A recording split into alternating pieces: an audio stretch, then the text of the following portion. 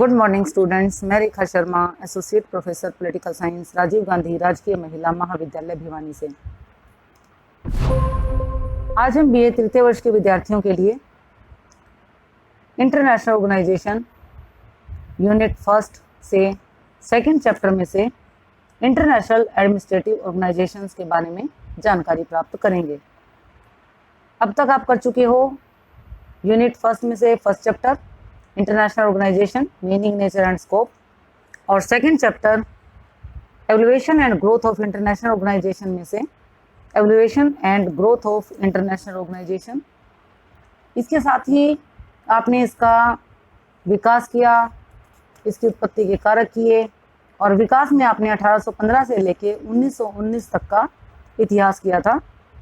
और साथ ही आपने इसमें यूरोपियन व्यवस्था के बारे में भी बात की, जो कि वियना कांग्रेस में योजनाएं प्रस्तुत की गई थी, और जिसकी पहली योजना थी पवित्र मैत्री संघ और दूसरी थी चतुर्मुखी मैत्री संघ।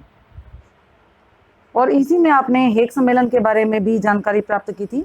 प्रथम हेग सम्मेलन 1899 में हुआ था और द्वितीय हेग सम्मेलन 1907 में हुआ था। और दोनों हेग सम्मेलनों में अनेक घोषणाएं की गई थी, जो युद्ध व शांति के संदर्भ में नियम भी निर्धारित किए गए थे। तथापि राज्यों के बीच संबंधों को विनियमित करने के लिए कोई व्यवस्थित नियम तथा स्थायी संस्था स्थापित नहीं हो सकी थी। इसी कड़ी में आज हम बात करेंगे अंतर्राष्ट्रीय प्रशासकीय संगठन की। 19वीं शताब्दी के उत्तरार्ध और 20वीं शताब्दी के प्रारंभिक वर्षों में अनेक अंतर्राष्ट्रीय प्रशासकीय अभिकरणों और सार्वजनिक अंतर्राष्ट्रीय संघों का उदय हुआ था। वैज्ञानिक, तकनीकी और औद्योगिक क्रांतियों के कारण यातायात, परिवहन, संचार और वाणिज्य व्यापार का बहुत विकास हुआ। इन संगठनों के उदय का मुख्य कारण आर्थिक और सामाजिक समस्याओं के संदर्भ में राष्ट्रों के मध्य अनिवार्य सहयोग की मांग भी थी। 1914 तक ऐसे संगठनों की संख्या लगभग 400 तक पहुंच चुकी थी और इनके समायोजन की आवश्यकता भी महसूस की गई, जिसके कारण इन क्षेत्रों में अंतर्राष्ट्रीय सहयोग, समायोजन एवं नियमन के लिए अनेक अंतर्राष्ट्रीय आयोगों और संघों की स्थापना हुई। इनमें से जैसे कुछ एक संगठनों के बारे में मैं आपको बताऊं, वो है डैन्यूब संबंधी यूरोपियन आयोग, अंतर्राष्ट्रीय टेलीग्राफ ब्यूरो, अंतर्राष्ट्रीय डाक संघ, अंतर्राष्ट्रीय नापतोल ब्यूरो, अंतर्राष्ट्रीय कॉपीराइट संघ और सार्वजनिक स्वास्थ्य संबंधी अंतर्राष्ट्रीय कार्यालय। इसके अलावा अंतर्राष्ट्रीय कृषि संस्थान इत्यादि भी इनमें से कुछ एक अंतर्राष्ट्रीय संगठन है। राष्ट्र संघ के निर्माण में इन संस्थाओं और अन्य संगठनों ने एक मानसिक धरातल तैयार कर दिया था।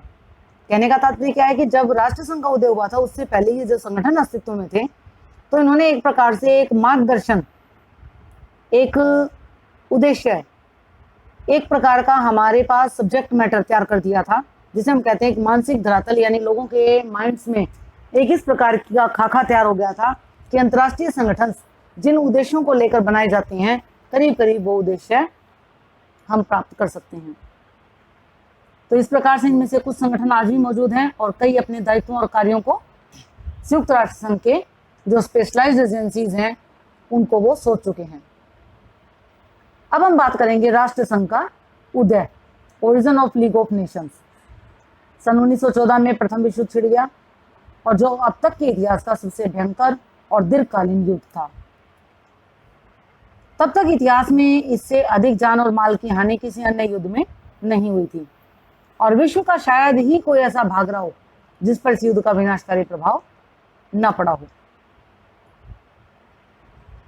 हम ये भी कहेंगे कि इस युद्ध के छिड़ते ही सभी राज्यों को यह अनुभव होने लगा कि एक स्थायी विश्व संगठन द्वारा ही भविष्य में युद्धों को रोका जा सकता है और विश्व में शांति और व्यवस्था की स्थापना की जा सकती है। इस उद्देश्य से सर्वप्रथम सन 1915 में संयुक्त राज्य अमेरिका में न्यूयॉर्क में कुछ अमेरिकन्स ने, जिसमें कि भूतपूर्व राष्ट्रपति टाफ्ट शामिल है, उनके नेतृत्व में शांति की स्थापना के लिए संघ, ए लीग टू एनफोर्स पीस की स्थापना की गई। किसकी स्थापना की गई? शांति की स्थापना के लिए संघ की स्थापना की गई। और उसी वर्ष इस संघ के तत्वाधान में फिलाडेल्फिया में एक बैठक आयोजित की गई जिसमें निम्नलिखित 4 सूत्रीय कार्यक्रम निर्धारित किया गया। पहला है अंतर्राष्ट्रीय विवादों के समाधान के लिए मध्यस्थता का सहारा लिया जाए। दूसरा, शांतिपूर्ण समाधान न मानने वाले राष्ट्र के विरुद्ध आर्थिक प्रतिबंध लगाए जाएं एवं सैनिक कार्रवाई की जाए। तीसरा है अंतर्राष्ट्रीय कानून को लिपिबद्ध किया जाए। और चौथा है एक अंतर्राष्ट्रीय परिषद का निर्माण किया जाए जो राजनीतिक विवादों की जांच करे और उन विवादों को सिफारिशों के माध्यम से निपटाए।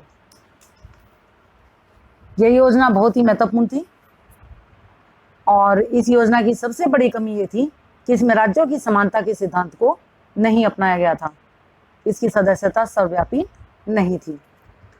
सन 1916 में वाशिंगटन में एक सम्मेलन बुलाया गया और उसमें फिलाडेल्फिया सम्मेलन के जो ये 4 मैंने नियम आपको बताए थे, उन चारों नियमों को लागू करने पर बल दिया।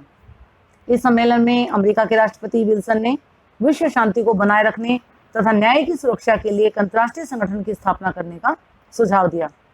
8 जनवरी 1918 को राष्ट्रपति विल्सन ने अपना प्रसिद्ध 14 सूत्रीय शांति कार्यक्रम प्रकाशित किया, जिसके अंतिम सूत्र में कहा गया था कि छोटे और बड़े राज्यों को समान रूप से राजनीतिक स्वतंत्रता और प्रादेशिक अखंडता का पारस्परिक आश्वासन देने के लिए निश्चित संविधाओं के अंतर्गत राष्ट्रों का एक सामान्य संघ बनाया जाना चाहिए। राष्ट्रपति विल्सन के सामने कई और योजनाएं भी प्रस्तावित की गई। इनमें से एक फिल्मोर रिपोर्ट थी, जिसमें यह सिफारिश की गई थी कि किसी भी राष्ट्र को यह अधिकार नहीं होना चाहिए कि वे अपने विवादों को पंच निर्णय के लिए भेजे बिना युद्ध आरंभ कर दे। जो हमने बात की थी कि पंच निर्णय के द्वारा हम विवादों को सुलझा सकते हैं, तो उसके पास भेजे बिना वो युद्ध न आरंभ करें। और इसकी दूसरी सिफारिश क्या थी कि जो राष्ट्र शांतिपूर्ण समाधान स्वीकार न करके युद्ध द्वारा ही अपने विवादों का समाधान करना चाहे, उसके विरुद्ध अन्य सभी राष्ट्र युद्ध की घोषणा कर देंगे और उसे दंड देंगे। ये दोनों ही सिफारिशें बाद में राष्ट्र संघ के संविधान में शामिल कर ली गई। हम बात करें 11 नवंबर 1918 की, जो कि युद्ध विराम हुआ था, और जनवरी 1919 में पेरिस में शांति सम्मेलन बुलाया गया। 25 जनवरी 1919 को राष्ट्र संघ की रूपरेखा तैयार करने के लिए एक आयोग की नियुक्ति की गई, जिसके अध्यक्ष राष्ट्रपति विल्सन थे। किसकी रूपरेखा तैयार की गई? 1919 में 25 जनवरी 1919 को राष्ट्र संघ की रूपरेखा तैयार करने के लिए एक कमीशन बनाया गया, एक आयोग की नियुक्ति की गई, जिसके अध्यक्ष राष्ट्रपति विल्सन थे। अब मैंने आपको क्या बताया कि 11 नवंबर 1918 को युद्ध विराम हुआ और हमने प्रथम विश्व युद्ध की शुरुआत कब गई? 1914 में प्रथम विश्व युद्ध छिड़ गया था। तो विश्व युद्ध कब तक चला? 1914 से लेकर 1918। और इसके बाद से ही और इसके बीच में से ही युद्ध को शांत करना, विश्व शांति बनाए रखना और जितने विश्व युद्ध ना हो, इसका एक प्रकार से खाका तैयार करना शुरू कर दिया था कि एक इस प्रकार का विश्व संगठन होना चाहिए जो युद्धों को रोक सके। और राष्ट्र संघ के संविधान को जानबूझकर प्रसंविदा अथवा समझौते या प्रतिज्ञा पत्र का नाम दिया गया, ताकि विभिन्न राष्ट्र उसे अपने से ऊंचा अंतर्राष्ट्रीय संगठन समझने की भ्रांति में न पड़े। 28 जून 1919 को वर्साई संधि के प्रथम भाग, जैसे इसकी प्रथम जो भाग है उसमें 26 धाराएं शामिल हैं, कि इस रूप पर हस्ताक्षर कर दिए गए थे, जिसमें क्या कहा गया था, जैसे कि मैंने अभी बताया कि राष्ट्र संघ के संविधान को जानबूझकर प्रसंविदा अथवा समझौते या प्रतिज्ञा पत्र, जिसे हम कॉन्वेंट कहते हैं, का नाम दिया गया। जैसे कि आपके संविधान की प्रस्तावना है, उसी प्रकार से इस संगठन की, यानी किसी भी संगठन की एक प्रस्तावना होती है, जिसे क्या कहा जाता है, कोई समझौता या प्रतिज्ञा पत्र या प्रसंविदा। और 10 जनवरी 1920 को इसे औपचारिक रूप से क्रियान्वित कर दिया गया।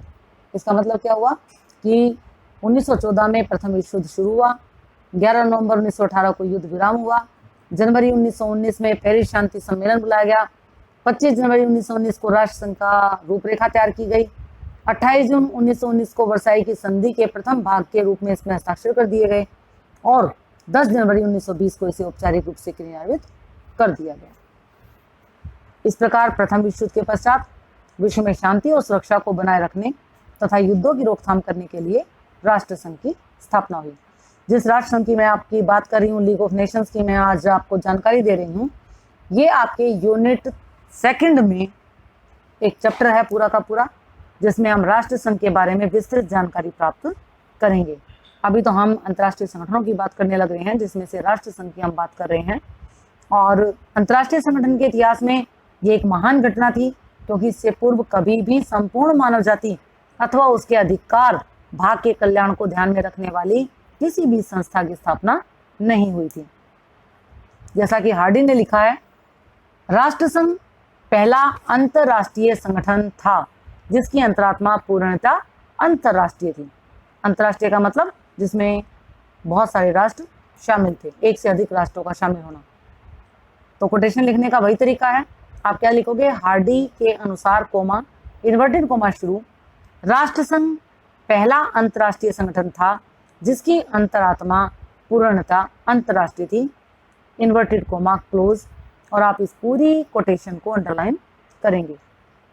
स्टीफन गुडस्पीड के शब्दों में कि एक विश्वव्यापी राजनीतिक और सामाजिक व्यवस्था के संगठन की दिशा में यह पहला प्रभावशाली कदम था जिसमें मानव समाज के समान हितों के दर्शन होते थे और जिसने परंपरागत जाति भेद अथवा भौगोलिक पार्थक्य की बाधाओं से ऊपर उठकर काम किया था। कहने का तात्पर्य क्या है, गुडस्पीड क्या कहता है, वो कहता है कि एक विश्वव्यापी यानी पूरे विश्व में जो व्याप्त होती है, यानी सारा का सारा जो विश्व के जो देश थे वो इसमें शामिल हुए थे, और उन्होंने क्या काम किया था, एक सामाजिक व्यवस्था के संगठन की दिशा में ये पहला प्रभावशाली कदम बढ़ाया था। और इस कदम में क्या था कि जिसमें मानव समाज के जो समान हित हैं वो हमें दिखाई दे रहे थे, और जिसने परंपरागत जाति भेद और भौगोलिक जो हमारी विभिन्नताएं हैं, जो हमारा अलग है, हम भौगोलिक रूप से अलग हैं सभी देश, उन बाधाओं से ऊपर उठकर कार्य किया था। और इसी में गुडस्पीड ने आगे क्या लिखा था, वो लिखता है कि अंतर्राष्ट्रीय सहयोग के क्षेत्र में एक महान प्रयोग था। सदियों से मानव जाति जिस अंतर्राष्ट्रीय आदर्शों तथा सिद्धांतों की कल्पना करती आई थी, राष्ट्र संघ उन्हीं आदर्शों तथा सिद्धांतों का व्यवहारिक एवं मूर्त रूप था। अर्थात हम ये मानेंगे कि जो लीग ऑफ नेशंस है, जो आपका राष्ट्र संघ है, वो एक प्रकार के अंतर्राष्ट्रीय सहयोग के क्षेत्र में एक महान प्रयोग था, एक एग्जाम्पल था, एक हम कह सकते हैं कि हमने एक एक्सपेरिमेंट किया था कि सदियों से मानव जाति जिस अंतर्राष्ट्रीय आदर्शों और सिद्धांतों की कल्पना करती आई थी, वो कहती आई थी कि विश्व में शांति के लिए, सुरक्षा के लिए, मानव जाति के कल्याण के लिए एक इस प्रकार का सभी राज्य मिलकर एक संगठन का गठन करें, वो इकट्ठे हो जाएं ताकि वो संपूर्ण मानव जाति का कल्याण की भावना से काम कर सकें। और राष्ट्र संघ उन्हीं आदर्शों और सिद्धांतों का प्रैक्टिकली एक मूर्त रूप था। तो आपने किसके बारे में जानकारी प्राप्त किया, इंटरनेशनल एडमिनिस्ट्रेटिव ऑर्गेनाइजेशन, जिसमें आपने राष्ट्र संघ के बारे में जानकारी प्राप्त की। अब नेक्स्ट हम करेंगे यूरोप की संयुक्त व्यवस्था, कॉन्सेप्ट ऑफ यूरोप। इसके बारे में आप जानकारी कल प्राप्त करेंगे। और आप जो मैंने पहले करवाया है, आपने आज टेस्ट भी दिया है, इंटरनेशनल ऑर्गेनाइजेशन, मीनिंग्स एंड इसकी कैरेक्टरिस्टिक्स, इसकी विशेषताओं के बारे में। आगे आपको जो तैयारी करनी है, जो याद करना है, वो आपने याद करना है अंतर्राष्ट्रीय संगठन के उद्देश्य और वर्गीकरण के बारे में। किसी भी समय आपका सरप्राइज टेस्ट हम कॉल कर सकते हैं, तो आप इसके बारे में ध्यान रखें। धन्यवाद।